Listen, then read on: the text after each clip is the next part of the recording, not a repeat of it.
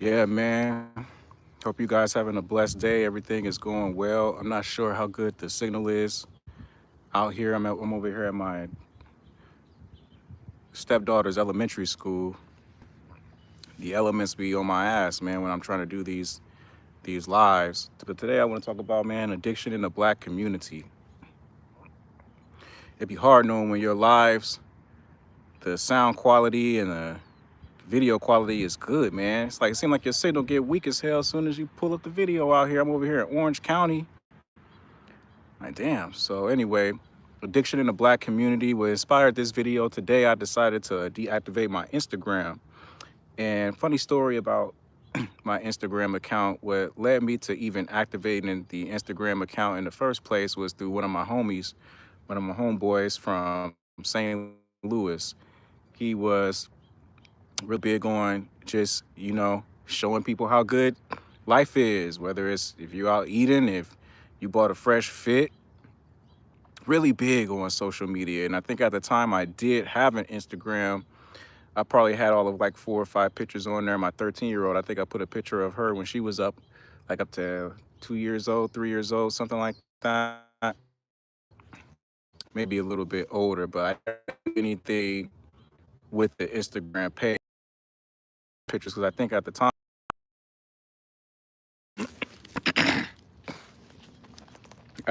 I was really struggling financially when I created that Instagram page. And I can remember telling myself, like, what the fuck am I going to show people?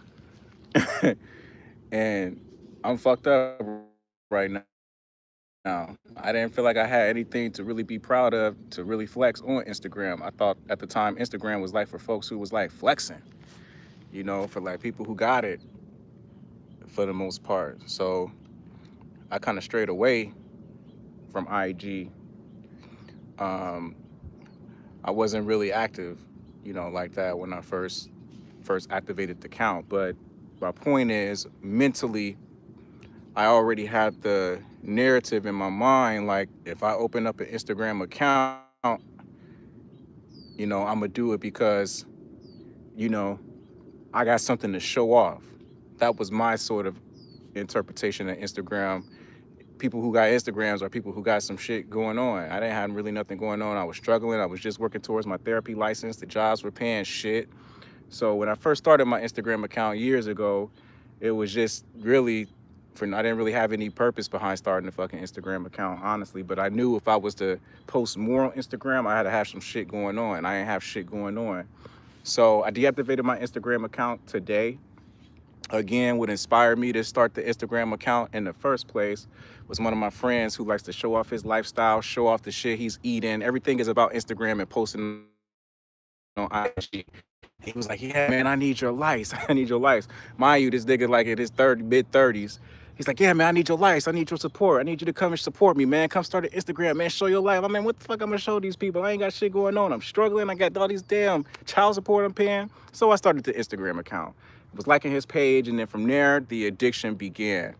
I started finding myself getting comfortable and receiving those dopamine fixes of, posting shit, people liking it, and I'm looking at other people pages. Because before, I didn't really give a fuck about Instagram, Facebook. I was like the guy that was just, that one that got away. I didn't really give a damn. But over time, the more I started using Instagram, I found myself being like consumed by Instagram. So um, the more I started to get consumed to Instagram, I started finding myself looking at people comments and people lifestyles and stuff I wouldn't even care about because I'm kind of one of those type of people where I'm so focused doing my own thing. I don't really have time to worry about a lot of what other people are doing. But when my friend suggested it to me, I was like, well, maybe I need to slow down and connect a little bit. Because when you get out the military, you feel so disconnected. You're like in your head and shit. So you're not really caring about what civilians are doing.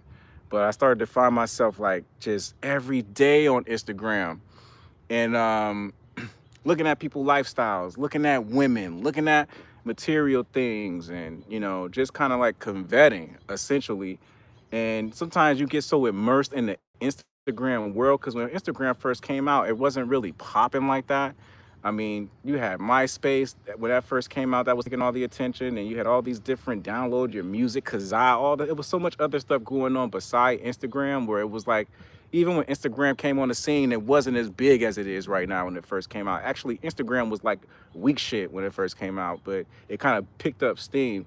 But I found myself, man, I just turned 40, like being too consumed by like, what are people doing? And I found myself getting pissed off by people commenting in on certain racial incidents and racial things that were going on. And, I just found myself being really sort of like emotionally responsive to what other people got going on. And people got a right to their opinion on Instagram. People got a right to, and the reason why I'm starting with Instagram is I'm talking about addiction in the Black community, because I do believe that social media has become an addiction for Black people. And an addiction, in my psychological research, is any activity or behavior that becomes compulsive because of sort of like this linkage between a behavior and a reward, or a felt sense of a reward. A lot of times people feel rewarded when they get a like. People feel rewarded when they get attention, they get acknowledged. And the more you really sit with Instagram, I started to really realize, like, man, all of this shit is just like a showboat culture. Like, look at me, look at what I'm doing. And even if you started just by posting a little bit of pictures here and there, but the more you get consumed by it, it's like you really see it for what it is. And I think in the Black community, I can only speak for myself, like I did find myself getting too emotionally identified with Instagram. And I deactivated the account today, and this is day one, so I'm gonna see how well I do with just kind of putting it down. And I'm not gonna even lie to you, I found myself involuntarily just like looking for the fucking Instagram app, and I was just like, damn, like it's such a seamless transition between the apps, where when you take something out of your routine, you even find yourself like looking for it. Like I found myself like looking for the Instagram icon, and I'm like, nigga, you 40. Like, come on, Randy. And I'm not beating myself up or shaming myself, because I'm not perfect. I'm not no better than you guys. Just sharing with you my experience of, I had that addiction to social media. And as a therapist, I was offered a position to do coaching, and a lot of these coaching platforms, they resource a lot of their clients from Instagram. So I had people reaching out to me like, you could, I think, they had like a down payment of like 8-9 grand, and you could turn this into a coaching platform. And I thought about doing that, but then I was just like, nah, because I just don't want to stay consumed and addicted to the Instagram world. So the addiction to Instagram is a real thing. And that addiction, even if you don't even really realize it's an addiction, it becomes a compulsion, where you just naturally, involuntarily find yourself going on there, seeing what's going on. I mean, it became something where I was looking at Instagram the first thing in the morning. Like, before I prayed, I'm looking at Instagram. Before I talk to the Lord, before I talk to God, before I even talk to myself, I find myself going to Instagram. And they say in the psychological research, when you go to social media platforms, or you go to look at your text messages first thing in the morning, it really goes back to your early childhood, where you have these people pleasing tendencies kind of implanted in you, because maybe you were the oldest, or maybe you were the caregiver of the family. Maybe you have to take on some of the responsibilities of your parents, of your household. So addiction is a real thing in our community. And if you really pay attention to just the infrastructure of America, a lot of salute to you, Jameson. I appreciate you tuning in. I appreciate all the likes, all the subscriptions. I'm gonna start doing more lives, because I just got back from vacation, so I got more time. So, addiction is a real thing in the Black community, and really in the community in general. And if you pay attention to like the psychological infrastructure of the American economy, a lot of the activities, the businesses, companies, a lot of the really multi-billion-dollar industries essentially designed off of, keeping that addiction pathway activated. Most of our behavior in American society is driven by some form of addiction, one way or the other, whether it's eating at McDonald's, Burger King, KFC, Denny's, Chili's, Texas Roadhouse, whether it's going shopping, spending money on clothes, on fashion. Sometimes you can even be addicted to work. Um, a lot of American culture is born out of an addiction system. A lot of the big business in America is, fueled by our addictions, our addictive behaviors. And in large part, the reason why that is because I think the more disconnected we became as a community, it's more easily to kind of insulate yourself and or easy to insulate yourself and kind of slip into your own thing. So cut out Instagram, deactivated Instagram, put it to the side. Now, sugar. I have been cutting down on sugar for about 2 months now. I used to eat a lot of Skittles. I was eating a lot of, gummy worms. I was eating a lot of candy, not all the time, but, as a counselor, you barely have enough time to eat a meal because you're booked seeing 7 to 8 people a day. So sometimes getting like a little bit of a sugar rush kind of helps fuel me, keeps my energy up. So I was eating a lot of little candies and stuff. And I cut that out. It's been about 2 months. And let me tell you, sugar addiction is a real thing. When I cut that sugar out, I cut out the Simply lemonades. It's so much sugar in American diets. It's ridiculous. Like if you go to a store, I challenge a lot of my viewers and supporters, like go to a grocery store and just pay attention to everything that has a significant amount of sugar in it. You'll be surprised, like damn near 70, 80% of the store is sugar, essentially. And when I cut the sugar out, in the early phases of phasing a lot of the candy out and the lemonades out and all the sweet teas and all that stuff out, I found myself like physiologically going through like withdrawals. So be careful with the sugar, in our country, man. And it's really anywhere you go, but Black people specifically, be careful with the sugar intake because that sugar addiction and that sort of compulsion to just eat something sweet, and even when you don't eat something sweet for a significant amount of time, you'll find yourself like fantasizing about something sweet. So be careful like with the sugar addictions and things of that nature, because that's what leads to your diabetes. That's what leads to a lot of significant health issues. So I've been clean now from weed and alcohol. It'll be 2 years in November. I was smoking joints, I was smoking blunts, I did the Swisher Sweets, I did the White Owls, I did the vape pens, I did the indica, I did the sativa. I was buying weed from the fucking dope man. I went to the dispensaries. I basically did it all. And weed addiction was probably a lot more harder for me to quit than the alcohol addiction, to be honest. When you're addicted to weed, that shit is so hard to quit and to get off of. You almost better off not even smoking weed. Excuse me. You almost better not off not even smoking weed. Weed is a really hard drug to get off of. I'm telling you, because the part of us feel like the weed produces benefits. It heals my anxiety. The weed helps me focus. The weed helps calm me and relax me. As soon as you discover a benefit from the addiction, you're hooked. You're hooked. As soon as you're able to identify a benefit to what you're addicted to, you're hooked. And weed, I want to say, is a big deal in the Black community. And the reason why I'm talking about addictions because I'm really trying to push this narrative of the unification of the Black men in our communities and drug use, substance use. Salute to you, Gamer123. I hope you have a blessed day. Thank you for liking and tuning in. Um, Addiction in our communities is one of the pillars and the barriers for us uniting as Black men. Once you're high and you're under the influence, or if you don't get the weed when you really need it, you're irritable, you're moody, you're paranoid as hell. It really makes you look at your brother differently when weed is on the table.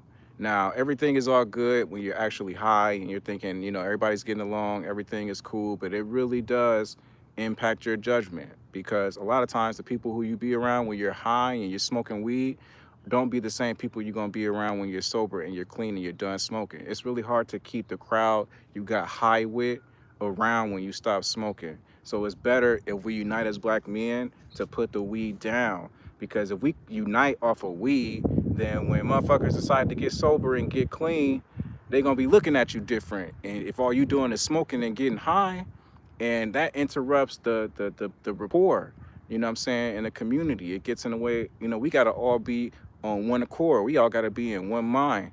And addictions a lot of times it's a self-soothing mechanism where there's a lot of pain that people have in their heart from a lot of just challenges in their relationships, difficulties navigating just the human complexities and the everyday realities of human nature. And a lot of times we get frustrated over what we can't control. So let me go light one up. Let me go get this weed. But the thing about it is, as soon as that high is gone, as soon as that weed run out, you chasing the weed man down, or you got to scrape for some more money to go buy some more. And I'm not knocking people who smoke. Like you said, it help you sleep better. Everybody, you got to go through it to kind of get out of it. So I get that. But as soon as you discover a benefit to smoking weed, it's going to be much harder for you to get off of it. I'm telling you what I know. Hey, what's up, Bethany May? Salute to you guys. Appreciate the likes and the subscriptions. So addiction is a really big deal in the Black community, man. And I was an addict. You know, I was addicted to weed, I was addicted to alcohol, I had every mixed drink. And it became an issue in my marriage because, you know, after I got off of work from seeing clients, I'm listening to so much pain and suffering as a therapist every day. When I get off, sometimes it's hard to turn my mind off because I'm hearing people who only got 5 years to live. I'm working with clients who, after the second session, their wife is telling me they don't know how long they're going to live. And I'm dealing with young people who are struggling with addiction. I'm hearing so much as a therapist that when I got off work, I was smoking, I was drinking. Therapists, you know, as talented and as gifted as we are in the mind, like sometimes I feel like our mind is our superpower. We struggle too. Can you imagine listening to 7 to 8 people a day about their depression, their anxiety, their trauma, their family issues, some of the secrets they can't tell their mom, their brothers, their sisters, their brothers? Can you imagine listening to suicidal thoughts, ideations, people want to harm themselves, kill themselves, and you got to hang up? You know what I'm saying? You got to drop that call. And how do you think the therapist feels? Sometimes, man, I was smoking, man, right after I got off work, you know? And then I would go work at a fucking addiction clinic. And I'm in there, I'm after work, I'm smoking weed and shit. You get what I'm saying? Because it was hard for me when I started as a therapist to hold all that pain, you know? And I got a little bit better years later, but I'm just being honest with you. Like, I was the fucking smoking therapist, man. So, you know, you feel like a hypocrite because you're working with clients who's struggling and fighting, and they look at weed as not like as a severe drug compared to being on meth or being on heroin or being on crack. But still, as a counselor, you need to show up sober if you're working with people that are struggling with drug addiction. So I had all kind of guilt, and I'm beating myself up after work like, damn, man, why are you smoking this weed, Randy? You got to figure out how to regulate your stress better, man, so that way you can be an example for them. So I've been clean for 2 years, this November 6th, so I'm proud of that. But it wasn't easy. It wasn't easy, man. And I know how it feels to be on the side of the addiction, where a lot of times when you smoking weed and you drinking, you don't even really look at yourself like an addict. I remember when my pastor was like, yeah, Randy, when you and your wife have some of your most, you know, hardest arguments, you guys are kind of under the influence. And I'm like, what do you mean under the influence? I'm drinking fucking Ciroc with pineapple juice, like out of a little small glass. Like, how is that, you know, under the influence? But I had to listen to him, like, you know, damn, maybe he got a point. So cut the alcohol out. I haven't touched and my last name is Wine Glass, right? So picture that. So yeah, man. If you can avoid smoking weed and drinking and find alternative remedies, do next 20, 30 years, when you see how tight a dollar is, like life is constantly evolving, you know, and the price and the cost of living is maxing as time progresses. And you got to think, man, are you going to be able to maintain that habit when you're paying 4 or 5 grand a month for a 1 bedroom 10 years from now? And it's just, you know, it's just things to think about. And what other areas could that money be going that could increase your quality of life? Because a lot of times addiction is a quality of life issue. A lot of times as Black brothers, man, we just have to find other interests and activities in our realities that can help boost our value and our self-esteem and our quality of life that's not smoking. Sometimes it may be just going for runs. Sometimes it might be joining a book club or joining a run club or joining, you know, a chess club or creating your own club. You know, there's so many different things that you can do to improve your quality of life, essentially. And when I quit smoking weed, man, I saved so much money. I mean, just like, even if you got a couple $100s in your bank account saved over, you know, all my weed smokers out there, you know, we good for burning through $100 on some weed. Yeah, working out helps. I'm so glad you said that. That's what I was gonna say. That's been like that was the biggest factor for me getting off of weed is going to the gym. Like and it sounds really cliche, like man, just go work out, burn your stress out, go. But that gym is like the best medicine. When you're when you're going through those withdrawal symptoms, just pushing weight, but you gotta stay consistent in it. Um, so yeah, there needs to be more talked about with the addiction, and it isn't just limited to substance use. It's the Instagram, it's the Facebook, it's the Twitch, it's the social media. I just found myself being too consumed by other people's life, and the more I started looking at how good other people got it on Instagram, I'm like, man, these guys are living their life is so much better than mine. I'm looking at all these famous content creators and streamers, and not even people who content creators or streamers. I'm looking at people who just doing better than me, and I was low key jealous. I'm like, damn, man, my life is fucked up. And the thing is, my life isn't fucked up. I'm so blessed, but when you look on Instagram and social media too much, you lose the value of what you have. It makes you lose the value of what you have, man. And I'm just like, damn, just this little time being off of Instagram, he says, and the sun is better than we. Yeah, man. Getting out in the sun, going out in nature. Absolutely. Um, but yeah, that social media addiction is a real thing, man, because you constantly comparing yourself. They say comparison is the thief of joy. In psychology, we have this term called compare and despair, where most people, when they compare with other people's, they do upward comparison. Other people, they upward compare. They look at people who are doing better than them. And that's what makes the most anxiety and depression. Essentially, we never want to look at people who got it worse than us. It's like when we compare ourselves with other people on social media, it's always the person that's doing better. But if you really want to be humble, look at people who got it worse than you. That's what I had to tell myself. I'm just like, damn, it's people out here, man, that would die to have a beautiful wife that's loyal, faithful, a beautiful, healthy family. Kids are healthy. Son just graduated high school. My kids are doing the right thing. Everybody's in their right mind. People be grateful to have that. It's not even about the material things sometimes. It's just your health. Yeah, Florida is dope, man. I was just out there last month for about a month, and I loved it, man. I love the hot weather. Um, I feel like the humidity I can live with because I'll just go sit at the beach all day and just get in the water or sit in somebody's pool. So the humidity don't really bother me that much because I could just organize my schedule where I'm out at the beach. I'll go in and just come back out like around 7, 6:37 when the sun starts. Because when the sun starts going down a little bit, Florida's popping. It's popping, man. I loved it out there. Me and my wife are thinking about moving out there. I love the community out there. I love the culture out there. I love the energy of Florida. I just love how it feels to be in Florida. It just feels good being there. The food is good. Everything is, for the most part, it's affordable. I loved it. I love Florida. Right now it's 100 degrees hotter than yesterday. Yeah, it was about 100 when I was out there. Yeah, be safe, man. Make sure you drink water, you hydrate, drink just tons of water, man. But that vitamin D, that sunlight is good for your immune system.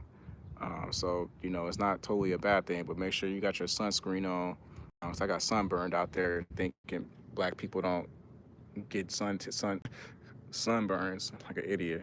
But yeah, man, just wanted to get on here and talk about, I deactivated the Instagram. I'm gonna keep you guys on my no Instagram journey, just what differences I noticed in my psychology and my emotional health. Share my story with you guys. I cut out sugar. It's been 2 months. I cut out porn. I've been porn free for like almost 4 weeks. You know what I'm saying? So I'm cutting that shit out and just really trying at 40, man, just get right with God, man. I feel like as you get older as a black man, and I'm noticing this war between like the elders in the black community and the young people, it's such a disconnect. You've been noticing that? Like, what the fuck is going on between like the older generation and the younger generation in the black community, man? It's like, it's just a battle, and it's not all black folks, but I'm noticing like it's a big divide, man. And as I'm getting older, I'm recognizing I got the fear of the Lord. So as I'm getting older, I'm just like, man, I'm getting closer to death. I need to get my shit together. I'm whatever I need to do to be righteous. I'm not gonna ever be perfect, but whatever I gotta do to do the right thing, even if it's closing Instagram, because I found myself getting tempted to look at porn. I found myself getting tempted because, you know, Instagram is a lot of times it's ass and titties. All these girls want attention, or either some dude with a with a chick with her ass out, and then everything else is just clothes and food for the most part. So I found myself even thinking about relapsing on porn, just being on fucking Instagram. So I was like, man, I gotta get off of this, man. You know, it keeps your that spirit of lust on you on social media, man. I'm 47 years old now, so I know it. I know as the new world is coming. Yeah, man. Once you get to your 40s, it really make you think about life and take life seriously because you know your time is up. I don't got no midlife crisis or nothing like that because I lived a good life. But at 40, you really start taking your life seriously and getting your shit together. Let me tell you, because God can take you out of this thing anytime. And sometimes I'd be wondering, like, man, like, what's going on with our community, man? Like, as we get older, we need to be more loving to our younger people. We need to be more patient with our younger people because what are we expecting when we die? You know, God ain't gonna just, you know, overlook all the, you know, ways that we treated people on our way there. You know, as we get older, we should be better. It's like as I'm getting closer to the Lord, I'm thinking like, God, give me the grace and the wisdom to be who you need me to be for your children, for your church, for this, for the Black community, the whatever community you put me in front of, Lord. Help transform whatever needs to be changed and renewed for me to reach your people, Lord God. I'm not aging and I'm like, oh, fuck these people. I don't like you, you damn kids. Or I'm getting older and I'm like, I need to get my shit together. I'm afraid of God. I think sometimes we lose that fear of the Lord. I'm terrified. I look at this world, I look at the universe, I'm looking at all these aliens and shit. I'm just like, shit, like, who God, like, he tries to fear in me. You ever had that thought about God? And it just put like the fear in you. You ever just thought about death? You ever thought about that shit? Dying? Sometimes I be thinking like, damn, do human beings forget we fucking die? Man, that shit put the fear in me. I'm just like, God, like, we gonna die. You know what I'm saying? Like, that shit, that's just that thought by itself be scaring me. And I'm just like, man, like that fear of the Lord getting me, and I'm just like, it just sends like chills down your spine. Like you drunk some cold water and you feel that water run through your stomach and your intestines and them chills. That's how I feel when I think about God. Sometimes it be blowing my mind when I see like my elders and older people, and it just seems like they don't give a damn. I'm like, damn, dude, you like 60, you 50, and you don't care. You don't care about what God think. You don't care about judgment. You don't. I'll be believing that, man. Every religion, every culture in this world believe in the higher power. So even if you don't agree with the Bible, everybody agrees to, for the most part, as a collective, something exists that's stronger and higher than us. That should put fear in you. Even though you can get lost in the details all you want, there's going to be something happening when we die, you know? So I don't know, man. I just feel like sometimes in the Black community, man, we need to, I don't like to see how we be killing each other and shit. Like, it's like, that shit ain't nothing. You know, Black people ain't no, you know, we got some righteous people and that are doing the right thing that are awesome. But we also got that part of our community, man, where niggas is killing each other, man, and putting a gun up to, I got robbed at gunpoint after my fucking first deployment to Iraq, nigga. I didn't even have a gun put to me in Iraq that first deployment. The gun came from my brother, nigga. How fucked up is that? And I'm just thinking like, and I still love my Black community, but I just be thinking like, man, we got to get out of this killing each other shit and making it look so easy. Death is a serious fucking thing. Once motherfuckers are gone, that's it. People be talking about, oh, you gonna come back as a butterfly, man? Fuck that. When you're gone, you're gone. You know, that's why a lot of times some people don't like fucking with niggas, man, because they like, I don't want to risk losing my damn life. Some people value life. Shit, you know? And I love Black people, man. I'm from Detroit where that shit goes down. And I just be thinking like, damn, like how can I love my community, but I don't want to take a fucking bullet at the same time? So it's just sometimes it's just so much complexities and shit in the Black community, but I still love my people because I only have so much time, and I'm not gonna save people and influence and support my community hating people. So sometimes I just feel like it be hard to bridge these different realities together sometimes when I'm dealing with Black folks, man. It'd be hard, man, but you know, we gotta lead with love, and not everything is for us to understand. So yeah, man, I'm not gonna talk you guys to death. I appreciate all the likes and subscriptions, man. I'm from Ohio, but I stay in St. Petersburg, Florida. Yeah, salute to Florida, man. I appreciate you being active, man, and engaging and respectful and kind. And God bless you, man. Pray for you and your family, your safety. I pray that God blesses you and grows you and restores you and helps you overcome that weed addiction, man, because I care about my followers, my subscribers. I'm no different than you guys, man. I'm a follower of somebody. I'm a subscriber of somebody. And every day I'm trying to figure out what I'm gonna do with this channel. Every day I'm trying to figure out where am I even going with this channel. So I appreciate you guys just joining me in the process, man. I hope you guys have a blessed evening. God keeps you safe, protects you, and keeps you. And yeah, man, just think about just the power of addictions and try to keep yourself off that weed, that alcohol. Think about just how short our life is and the seriousness of when we're going, and trying to make the most out of being the most useful tool that you can for the Lord, because He's going to bless you. He's going to bless you. And God bless you guys, man. You have a good night.